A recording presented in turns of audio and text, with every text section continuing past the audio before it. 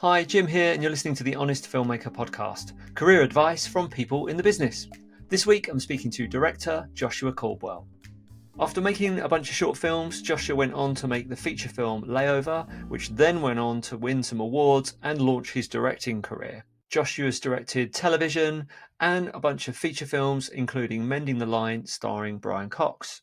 Joshua also runs the 6K Filmmaker micro-budget course, one of the students of which was James Chick, who I interviewed a month ago for Feet of Death. I talked to Joshua about his career, how he started out, how he got that first feature film put together. He also told me about why he thinks it's much better to make a feature film than lots and lots of short films and the reasons why. We also talked about some of his course, some of the things you'll find on his course that might be useful if you're thinking of making your first micro-budget feature film. And we talked a bit about Mending the Line, the feature film he made recently with Brian Cox. Enjoy. Right, let's start where I start with most people, which is tell me a bit about how you got into the business. Where did you start? So it started from a young age. Always had an interest in movies, going to see movies. My dad, would take me to the theater and saw a bunch of different things, and a lot of the typical stuff in the '80s, like Teenage Mutant Ninja Turtles, Batman, Indiana Jones, things like that. Especially with like the advent of VHS at that time, got to see a lot of stuff at home, and I would after seeing a movie, I would like act it out. I would want to be Robin Hood. I would want to be Batman. I would, I could think of myself after seeing Newsies running and jumping off a ledge saying New York, New York, but it wasn't really like an attraction to acting. It was more so wanting to sort of exist in the world and be that character as opposed to be an actor. So that was always kind of there. And then what really got me into sort of the idea of even making movies was I saw a show on Discovery Channel called Movie Magic. And it was this, I don't know how long it was on for, but it was also during it was in the late 90s, mid 90s. So like you had to catch it, on Discovery Channel. And it was all basically how they did all the special effects on movies. So each episode was about different things, prosthetics, model building, animatronics. And they would go behind the scenes of Terminator 2 and Apollo 13 and Jurassic Park and show you how all this stuff was made and how they did it for the movies. And that's what kind of piqued my interest. It made me say, oh, that's a really cool thing, is doing all this kind of like cool special effect, blowing stuff up, and it really just kind of grew from there. And I had a opportunity in high school. We had a 2-period a day video production class. And so I got to sort of, take this class and learn all about making movies and making news docs and documentary and music videos and whatever, and shooting on digital cameras and editing on Avid systems, nonlinear Avid systems, and sort of learning that process. But beyond that, right, because that's great, but who's watching your movies? Our school had this really cool tradition of basically making parody films that they would show to the entire school. And so, I came into high school and I saw some of these movies being played in front of the entire school. And I very quickly learned that a very good friend of mine who was a year older than I was the one responsible for making them. And I said, I just want to help out, I'll do whatever. And so that slowly became me helping out, and then me directing, and then me becoming an ASB, a student body officer myself, and making these movies and screening these movies in front of 1,200 kids. And so that really solidified for me. It was in high school, really solidified that, oh, this is really what I want to do. And then everything else became about pursuing that. Yeah. Nice. And it's funny you talk about catching something, movie magic. I think I know the program you're talking about, but I remember from that period it being so, compared to now, so hard to even see any behind the scenes, let alone even a trailer. You'd be lucky if you caught it in an ad break for Batman or something. And when you did, you'd be like, oh my God, that's amazing. And then it'd be gone. So it was a real drought of information, not like today. So did you go to university? Did you study film at college? What happened next? Well, the big change in terms of accessing that information was kind of at the beginning of, for me, around the beginning of high school, which was 97, 98, DVDs came out. And the DVDs people don't understand. Like the DVDs that they put out today are worthless, like other than just the Mm. movie. But they were so new, and the idea that you could put so much content on these things, you were getting 2 disc releases of every movie that came out, and they all had tons of behind the scenes content. So for the first time, yeah, like I mean, I remember watching behind the scenes of Magnolia and seeing a Fisher dolly and being like, "What is that thing? Like, what's all the knobs and the handles? Like, what is that used for?" Right? Like having no concept of really what this stuff was and how it was. But so was studying a lot of that and listening to the commentaries. And I knew that I had, the idea was the big question became, do I go to film school or not go to film school? I applied to a couple film schools that were at the time more prestigious in nature, didn't get in. Um, and I had also, on a recommendation of a college counselor, I'd applied for a school in New York City, not NYU, a different one, and I ended up getting in. And I kind of sat down and thought about it. I'd gotten into Chapman University down in Orange County, and I just said, I want to direct and I want to write. I want to be a storyteller.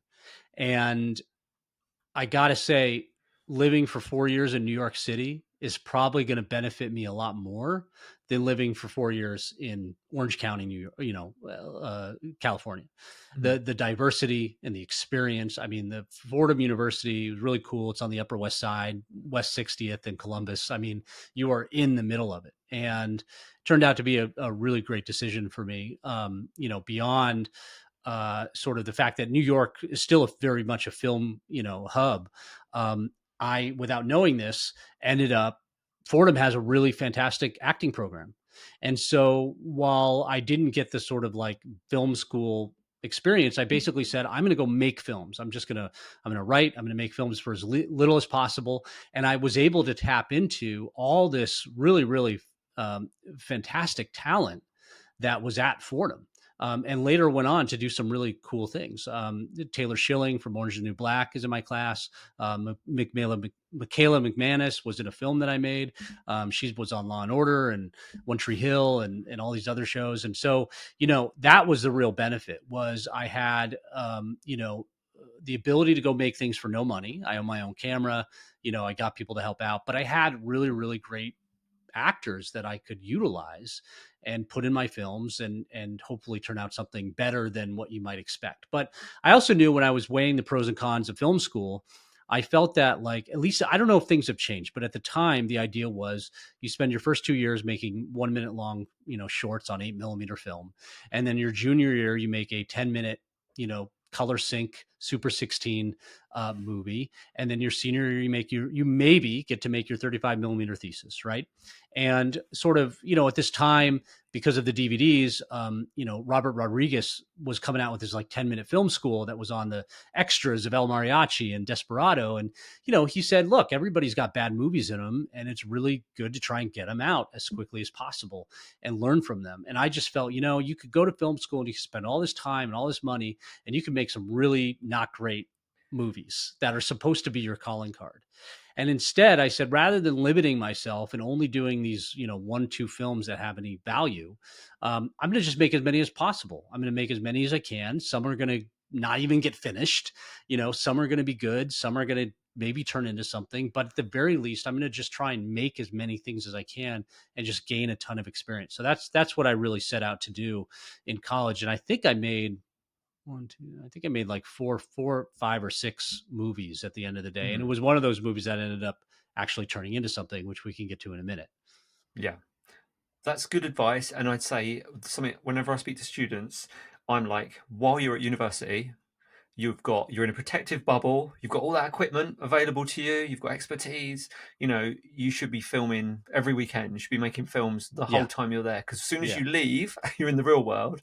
You Right. obviously got to pay the bills while you do that, which is incredibly taxing on your time. So definitely make as many films as you can while you're at uni. Well, I think that that's where, my opinion on film school is that my personal belief is if you want to be a writer, you want to be a director, don't go to film school. Go do Mm. something else. The actual technical aspects of directing and writing can be learned extremely quickly and probably Mm. in a better way than in school. However, if you want to be like a DP or an editor, film school can be a really great place for you because you're going to be around all these other people that want to direct. They're all going to be coming up with the money or funding these movies themselves, and they're all going to need somebody to shoot it. So you look at guys like Janusz Kaminski, that's what he did. He shot like 40 student films when he was at AFI because everybody wanted him to shoot his stuff. And he got tons of experience on somebody else's dime, right? Shooting on all these different formats, all these different types of movies. But it can be really difficult to get a lot of benefit out of film school if you want to be a writer director. Obviously, there's camaraderie, there's meeting a lot of people. You can do that in other ways. I think that I find film school to be a very, very expensive endeavor that is very rarely ever worth the money, I think, especially in this day and age. So much is accessible on YouTube, online courses, just getting a camera and going and do it yourself. Like, the idea of a film school, it's almost bordering on obsolescence, in my opinion. Right.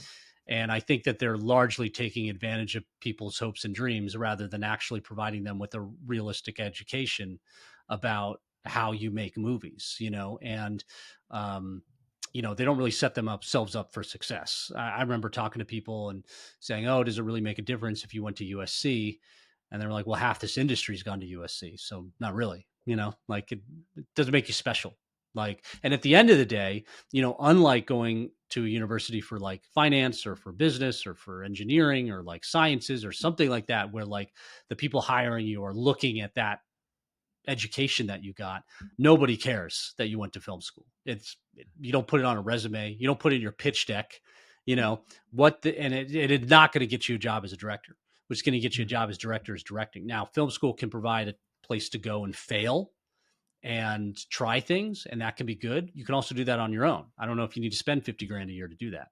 So, it's always a question as to whether anybody's, whether you're going to benefit from it. And, I think that there's often other avenues to go down that I think I'd rather you take the 200 grand that you would spend at film school and make a movie or make a couple.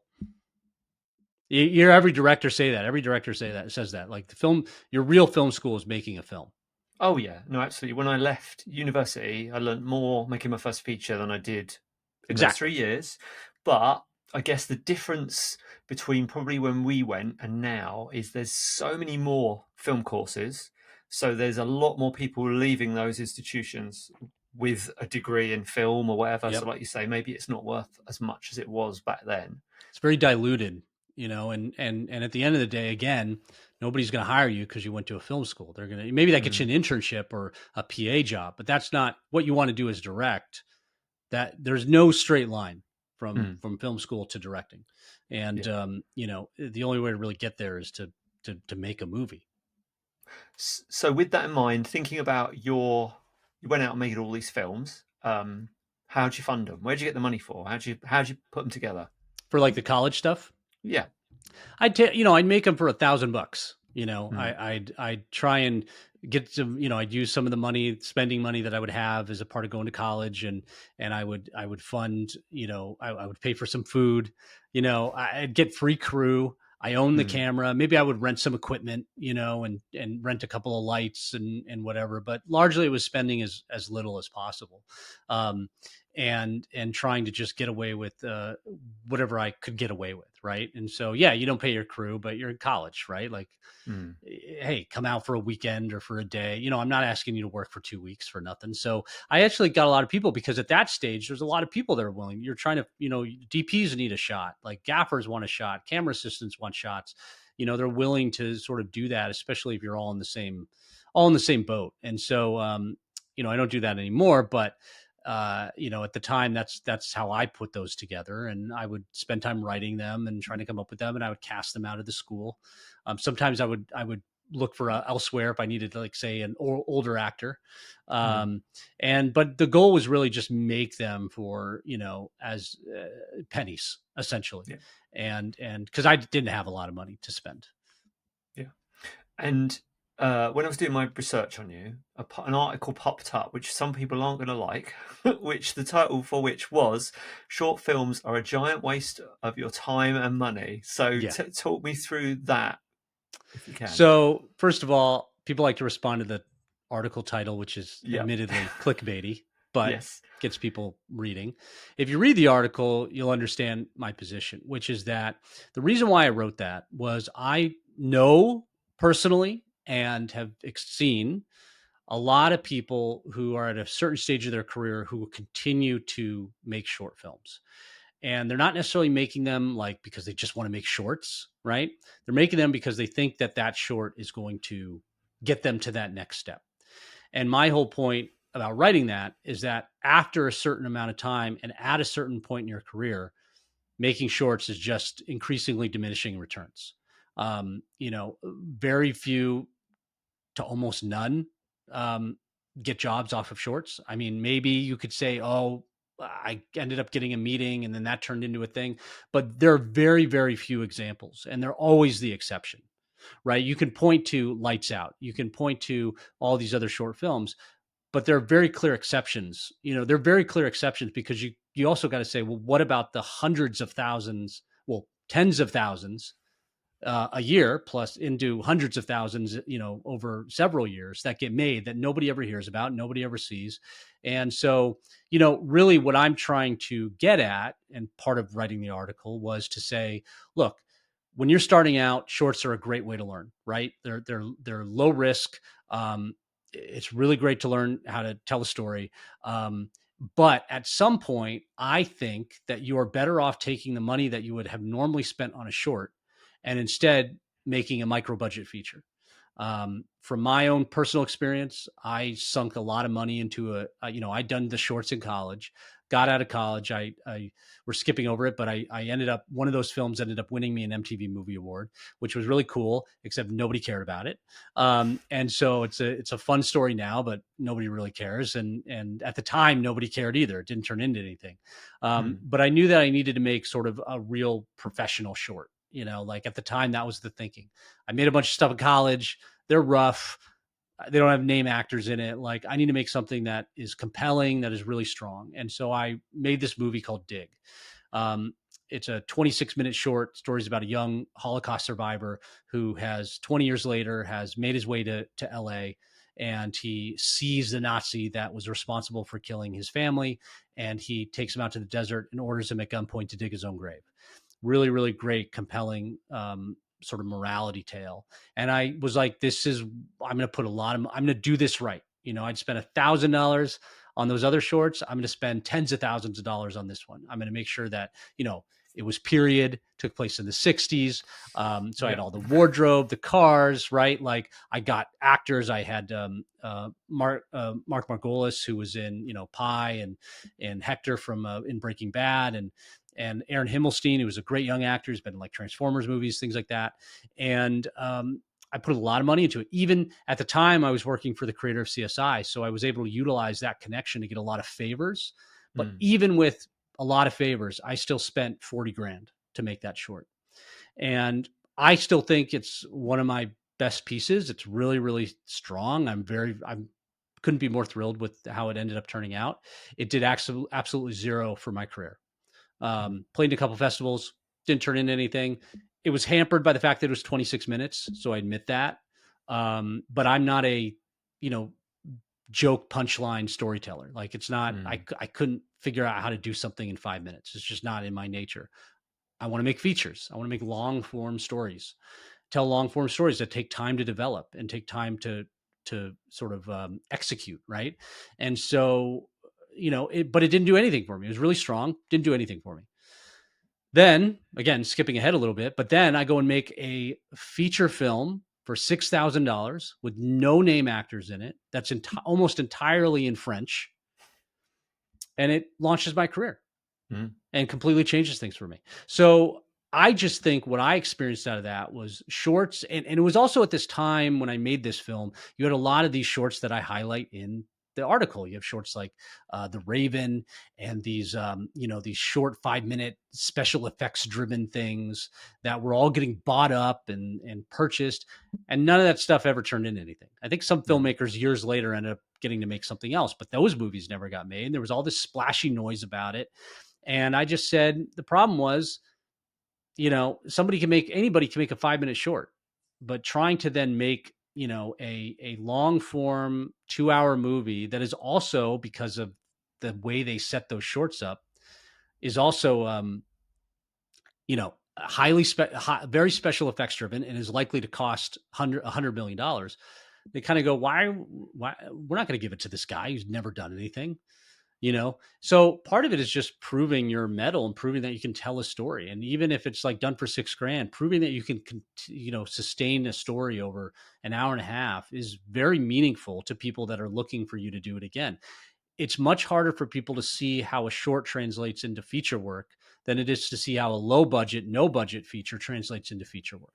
And I think you can look around and see a lot more examples of low budget features turning into work than you can shorts. Even if you don't hear about them as often. But yeah, I think shorts can be great. I think they're a great learning experience, but at some point, continuing to make shorts in the hopes that is going to launch your career, I think ends up being a waste of your time and a waste of your money. You want to go make shorts and continue to make shorts, fine. Nothing wrong with that. But, I believe that if you want to be, trying to meet where expectations and reality, right? So like if you want to be a feature filmmaker and make a career out of this, I think you're better taking the resources that you would normally put into a short and instead put that into a feature. And, I show people how that's possible using Layover as an example. Yeah, I agree with you. And I think the other thing that doing a feature film teaches you is that missing bit they never teach you at film school, which is the sales and distribution. It's how all of that works and packaging something up and getting people to actually watch it. Which, like you say, there's not as many avenues to put a short film out on and get eyes on it. And with the way festivals are these days, that's all a game anyway. So it's kind of it's a huge game. It's I also think that like now, and I say this in the article, most people's time and attention is so divided, and people are already putting out shorts on YouTube and on, little like social media stuff. And that's what people are watching, so the attention span is getting shorter and shorter and shorter. Right. And then you're trying to get them to watch a short and sit down and watch. And, it takes a short to really just hit the right notes, at the right time. Like, I'm sure you've been seeing this float around, but a buddy of mine, Luke Barnett, just released his short, and The Crossing Over Express. And it was like a short of the week on Vimeo. And it's just absolutely blown up. Absolutely blown up. Is it going to turn into a feature? I don't know. We'll see. But like, and all that can be also really great when you're like, this is awesome. Everybody's watching this. People are calling for meetings. You do the water bottle tour and then nothing really comes of it, because they may not be sort of serious and intentional about actually hiring you to do anything, especially nowadays. It's so much tougher, with Hollywood and the state that it's in. Yeah. And, so you do this course, which we should talk about. So you do your micro budget film course. How do we do that? Is it online? Is it in person? How long does it take? Give me the details. I had done this little movie called Layover, for $6,000, shooting with me and a couple of buddies and some actors I knew, on a Canon 5D, and very guerrilla style. And, again, took the idea that instead of doing the thing that people typically do, which is limiting your actors and limiting your locations, we went the opposite direction. We shot in as many locations as we could. We were on airplanes, in airports, in hotels, and on, motorcycles, at houses, at parties, and clubs. Like, we were everywhere. And, and so instead of having very few locations and very few actors and a bunch of crew behind the scenes, which never makes it up on screen, we flipped it. We had a ton of locations, we had tons of actors, and we had a crew of 4 people, most of the time. Sometimes it was just me. And so I just, as courses became popular and I was thinking about, ways of sort of, alternate revenue streams and things like that, as I'm trying to stay busy, I thought, hey, what about a course on how you make a movie for no money? Because I didn't see any out there. And I just thought that, being able to utilize Layover as a success story along with some other projects. Cause it's not like, oh, I made Layover and then it made a ton of money and that was it. Like Layover hardly made any money, but it got me my next movie, which then got me my next movie, which then got me my next movie, and budgets kept getting bigger and bigger and bigger. So sort of a, proof of concept here. So this course is called 6K Filmmaker. And the idea behind it is you take it online, and then sort of me using both Layover and Negative, which was my $100,000 feature, as sort of a proof that it is possible to do that in this way and make a movie that feels much bigger, in scale than you might think you would be able to get with only $6,000. Some of that is some principles, built around, say, like the 80-20 rule, right? So like with both, with a movie like Negative, where we had $100,000 budget, which is still not a lot, I would say that 80% of that budget went into 20% of that film. And the other 20% went into 80% of the movie, So, for 80% of that film, it was me and one other person on set with the actors. And then we would take, for the shootouts or for any big scenes that were nighttime and had to be lit, we'd hire people on, but we would only hire them for that weekend. So we're not hiring crew for 35 days. We're hiring crew for 3 days. But even starting from the beginning, even from your basic idea, what is your idea? Who is the character? Like, how do you approach, start with that, in terms of how you're then building out the rest of this world and the rest of the experience the audience is going to have, writing in the things that you have access to, and being very generic in what you're listing. So it's a concept I call modular storytelling. Modular storytelling is the idea that if you, to boil it down, if you have like a scene, you should be able to write the scene. The scene should be written so that you could almost stage it anywhere, within reason, right? But if you're very specific about where it has to happen and what the background looks like and what the house looks like, that locks you in a way that you can't really just be malleable with, right? Like if you write, I wrote in Layover, there's a house party. I didn't write into the script. It doesn't matter what the house was. The house was whatever house we could get, right? And I actually wrote that the party, I didn't create like an environment where you have characters saying, man, this is quite a party, isn't it? Like there's so many people here. And then you have 5 people in the background, right? Like that aspect of it was irrelevant. We didn't talk about it. In fact, like when I knew there were only like a handful of people, we were only going to get maybe like 10, 12 people, we actually tweaked the script on the day to be like, yeah, it's kind of like a weird low key party. Like, it's like we were familiar enough with the story and with what was going on that we could make those changes to adapt to whatever the production was throwing at us.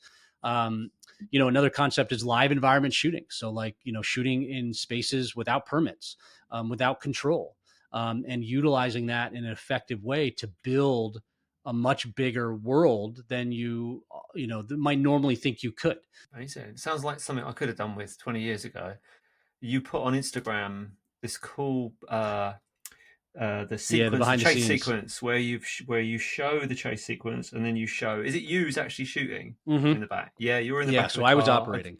Definitely look it up. I'll put links to the course and to that in the description to this, but you actually see that entire thing play out. So talking of doing a one shot, everything in it, tips for that, what would be your tips? Yeah, so Infamous actually has a lot of oneers. And I had done, so I don't know why I suddenly clued into the notion of a oner. All of a sudden it sort of popped in my head as like, oh, it's something I want to do. And I was doing I remember I was doing a series. This is before I did Infamous. I was doing a series with Joe Penna called a Release, which was about a pandemic, funny enough, that we shot before the pandemic. And there were these short 10, 12-minute episodes. And I remember, thinking we were doing, one of these episodes was about a break-in that goes wrong. So these 2 guys break into a house, they're stealing something. And then all of a sudden the homeowners come home because there's been this like, alert. Oh, please get to your homes, seal your doors, right? So then they get to the house and now these guys are stuck in this house and there's sort of confrontation, all that kind of stuff. And I remember thinking like, oh, it'd be cool. We should do some of this as a oner. We should do some of these scenes as a oner. I became very interested in the idea of like sustaining things for as long as I could, even if it was just still, but letting the shot run, right? And thinking a lot more about staging and blocking and all that kind of stuff. But there was this point where I know Joe came to me and said, listen, he had been shooting other episodes. He said, listen, there's, I don't know, I know there's a lot of fighting in your episode, and you got like 16 pages you got to get through in 2 days. The fighting took forever on my thing, and we barely did anything. So just a heads up. And I was like, okay, great. And I was like, well, maybe we need to do this as a oneer.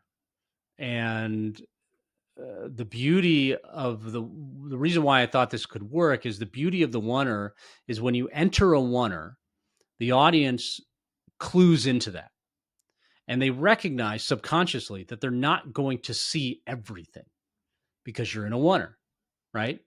And, looking at the oneers, the great, even though they're not real oneers, but looking at great oneers like in The Revenant, right? That opening scene where it's like, moving, you're not seeing everything. You're not giving multiple, angles on the same piece of action. You're only limited to what you're seeing in front of you. The author is taking you on a ride, right? And so I said, well, that may save us because this fight scene had like a scuffle, a stabbing, and when you're not in a oneer, when you're in traditional coverage, if you don't show somebody get stabbed, the audience is going to go, why didn't you show that? It's weird that you didn't show that.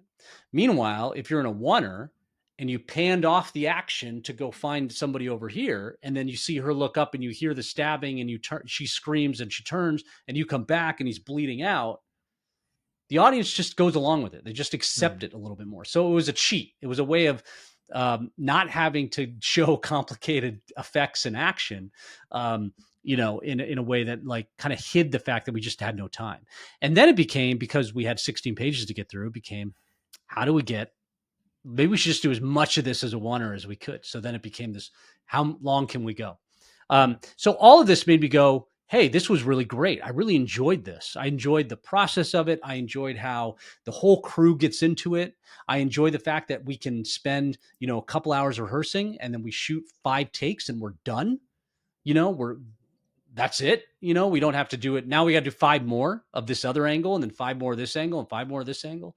And it was just so enjoyable. So that when I started thinking about Infamous, I was like, I think that this would be cool to do for some of these things, but I also wanted to have a reason. And if you've seen Infamous is basically modern day Bonnie and Clyde with social media. So they're getting, instead of Bonnie and Clyde getting famous because of newspapers, Ariel and Dean are getting famous because of social media, which is something I truly believe has already happened and happens, and people getting famous for really heinous stuff. And so, I thought this would be an interesting sort of expose on the world of social media, where I think it's going, what it's turning into, and the fact that I'm shocked that this hasn't already happened, but the way the oneers fit in was I wanted to also make the film in sort of something that would psychologically lean into the social media aspects of it. So from a color perspective, it's very poppy and bright pink and bright green and bright colors, and very much like an Instagram filter, where it really brought those colors up, big saturation, that kind of thing. But then also with the oneers, it was leaning into sort of the whole vlogging world of it all, right? Where like when you got vloggers or you got people live streaming Instagram, you don't have multiple angles. You have that one angle. And so I wanted the oneers to feel like it was somebody was there live streaming, and so that's sort of the reason why we approached that the way we did. And then when we were doing it, it was just like so much fun. Like it was like such a blast because again, crew gets really into it. In the case of that car scene, yeah, it was like originally as scripted, that car scene was at night, and had, was going to be shot traditionally. Right. And so then we're going through it and we're going, because I hadn't really decided where a oneer was going to be. I knew an earlier robbery was going to be a oneer, but I wasn't thinking that this scene was going to be a oneer. And my DP was like, listen, I don't think we should do this at night. And I was like, okay, like, that's fine. I was like, we can have the robbery that precedes it be at night. And then she gets home and it's more dawn. And then it's like into daytime. So, well, that's fine. And then I started thinking about, I was like, it'd be cool if we just did this whole thing as a oneer, instead of shooting it traditionally. Because like, think about it. Like if you're going to see the cars get shot up, you got to do all that. we're not going to have multiple cop cars, so you're gonna have to do VFX, and is it going to look good? You burn a lot trying to get, coverage of action scenes. And I said, with the Oner, we'll see some of it, but we're not going to have to go overboard with it. And so everybody kind of bought into it. And then it was just a process of, like, on the day, as we did with every other Oner, just slowly building, building, building. So, like, we actually allotted one day of our 19-day schedule just for that scene. And we ended up basically only spending 3/4 of a day doing it. So we spent basically everything up till lunch was all rehearsal. So we started with mini cars, like on the ground, like toy cars, and saying this is what's going to happen. And then getting Jake familiar with driving that car, because it was a terrible car and had no steering and brakes were shoddy. And then we brought in, doing it 20 miles an hour, 25 miles an hour, right? Every pass, like a little bit more. And then, putting Bella in the back and mimicking the action. And then, okay, now let's bring in the cop cars and, like, mimic that. And then I think we ended up getting up to like 50 miles an hour. And then knowing that, okay, then we have this whole long conversation that happens after the shootout. So it's just a process of building it up. And I think the take that's in the movie is either number 7 or number 9. I don't remember which, but we did 9 takes. Right. And I think that only 3 of them ended up really being usable because of whatever reason. But it was a lot of fun. It looks like a lot of fun to shoot. And technically, just thinking about that, did you have somebody pulling focus for you, or were you doing that? So that's no. So I'm holding it sort of with a 2-handled grip, right? Like, we stripped the camera down as much as we could. And I've got a 2-handled grip on it. In the behind the scenes video, you see Jake driving, Bella behind him, then me, and then a guy in the front with a big forehead. Oh, he's focus pulling. He's pulling focus. So that was really because, in fact, even with our DP, who was Eve, like, she, once we left a certain distance, they lost picture. So we had to watch it on playback, and I had to sort of know, did we get it? Did we not get it? But yeah, no, I mean, that was basically, we had to, and even with sound, we had to basically hit record, put it in the trunk, and then hope we ended up getting it. We had to do a little ADR in that scene, but so Jeff was basically the guy. He was the guy in the front pulling focus, concentrating on not screwing that up. Because that was the one thing that I didn't want to do that. Like, I could have, but, like, I didn't want to have to be worrying about the focus and thinking about the framing and all that kind of stuff. It was much easier just tell Jeff to scoot down and stay out of the shot, and you focus only on that, and then I'll do the rest. And then the other thing I was thinking when I was watching it was, I'm assuming those were all post gun flashes, or were they not? That's a good question. They were definitely accentuated. I don't know if we saw. Because I could see a bit of recoil, and I was thinking. So they were blank fire weapons. Those were actual blank fire weapons. They weren't airsoft or fake. They were actually blank fire, which is every gun in the movie is blank fire. Mainly because, obviously now with the accident that occurred on Rust and things like that, things have shifted a little bit. And I've used airsoft before, but this was my first big movie, and I was like, I kind of want to do blank fire. But I really wanted. It was important to me that, like, the actors have the effect of shooting, because especially during this kind of stuff, trying to, like, make it feel like it's it's too much for them to think about. I wanted to remove that. I wanted them just to be reacting to the actual thing. And so, we did actually live fire training with them in Oklahoma ahead of the shoot. I had a couple special forces guys that I've worked with who came out, and we put the 3 of them on the range, including the guy who's at the end, put them on the range, took them through tactics, took them through firing, had them experience that. And then, once we got to set, it was all blank fire. So, the question though is, now with digital cameras, they don't capture gun bursts really well, especially daytime. So I think we did end up having to add some of those, but the bullets coming out and all that kind of stuff is real. Yeah. Well, it certainly looked real when I saw it move, because I was thinking, if that's not blank fire, and she's doing a hell of a job convincing me it is, because it's pretty good. It's so funny because now you see a lot of movies, and you see how rarely you see a gun actually fire and do the whole mechanic. Like, I was watching an Inception, and with my son, and in the hotel room fight, like, Joseph Gordon-Levitt grabs for the gun, the guy comes at him, you hear the bang, but you never see the gun, right? You never see the gun fire or anything like that. And especially a lot of stuff with like Navy SEALs, shows and movies and terminal lists, things like that. A lot of that stuff now is airsoft. But with those guys, you get the impression that it's not like, jerking them back, it's like this very tactical, type of thing, which you buy because these guys are sort of trained professionals. I thought the visceral nature of an actual full auto weapon with these actors would be so much more conducive to sort of realism, and the absurdity of it, right, of the movie, than trying to go through with the whole airsoft thing. Like, because I've also had issues with that in the past, where it's like you have to hold it a certain way, and you have to get it to do a certain thing. So just having, at the time, I was just like, no, let's do blank fire and let's go for it.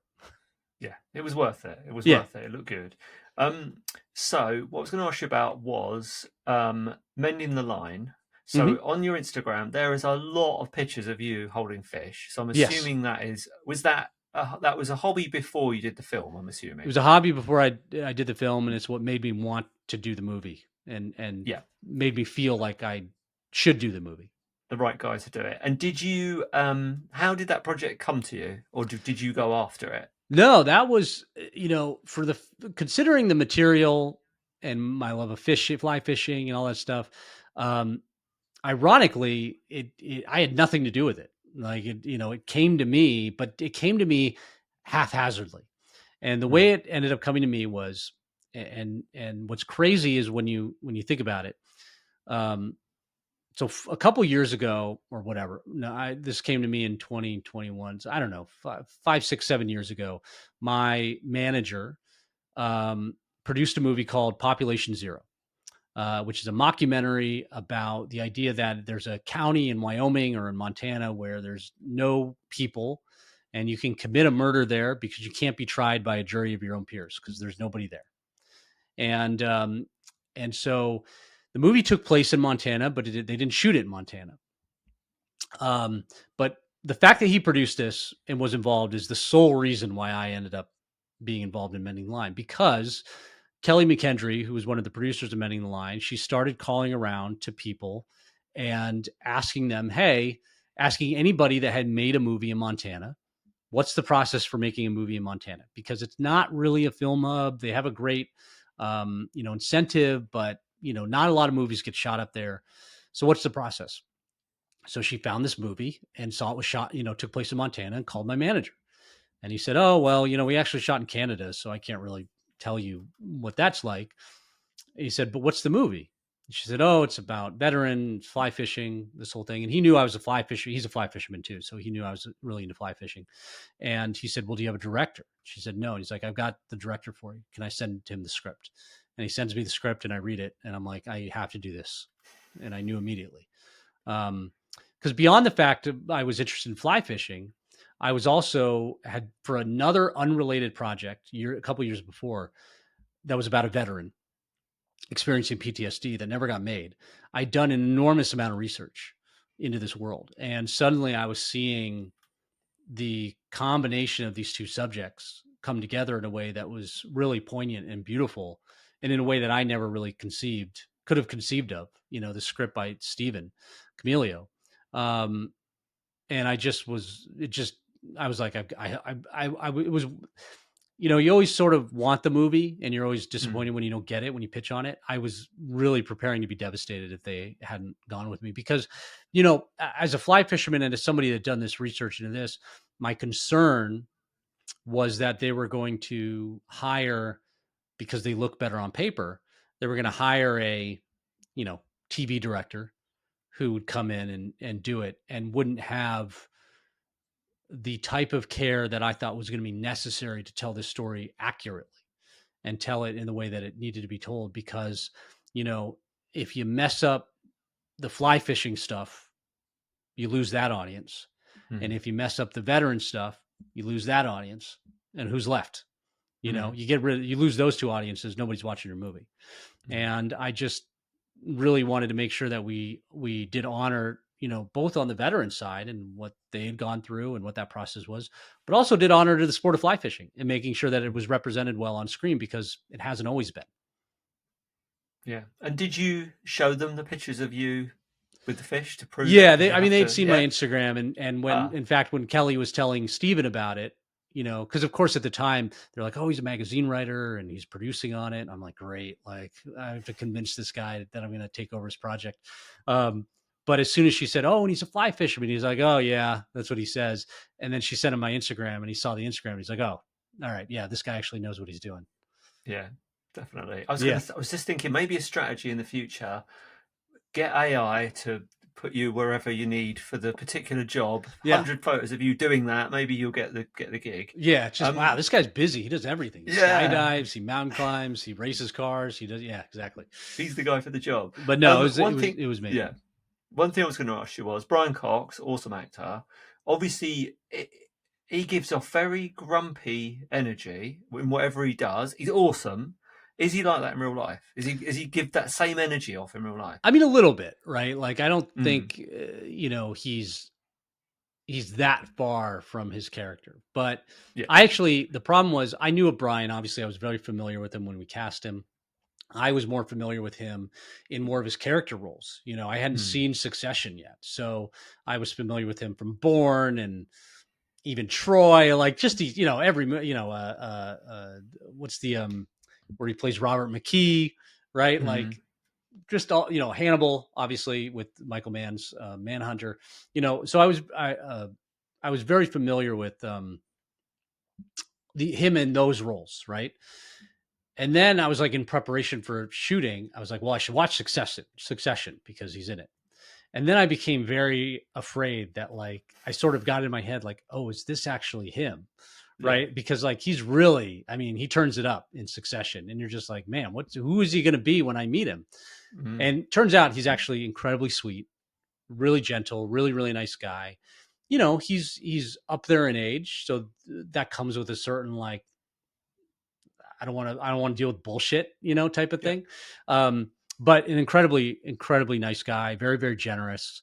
And was a lovely, lovely person to work with. And really, again, he came in, we had him for 2 weeks, it's not a stunt cast, like, but even at 2 weeks, I'm like, we needed him, to learn how to cast a fly rod. Like, he had to take time before, this wasn't, like River Runs Through It, where they had like 6 months ahead of the movie to like learn how to cast and casting doubles. And, that was a pretty sizable movie. We had a little bit of time to get him up to speed, and he was generous to sort of even show up to do that, and then we had him in the river and lying on rocks and in the rain and lying in a hospital. Actually, the hospital bed was his favorite day, because he was just like hung out in there for the whole day. But really, really great guy, very generous with all the other actors.